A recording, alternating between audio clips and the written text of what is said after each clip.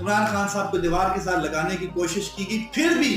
پھر بھی مینڈیٹ 190 180 سیٹیں وہ جیتا، اگر جو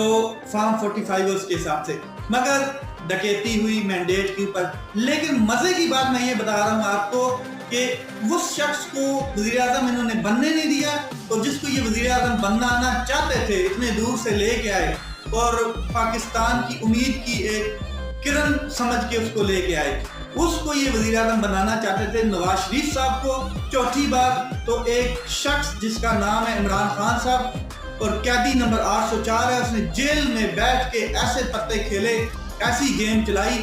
کہ وہ بھی پھر چوتھی بار وزیر اعظم نہیں بن پایا۔ وہ اب پیچھے بیٹھا ہے اور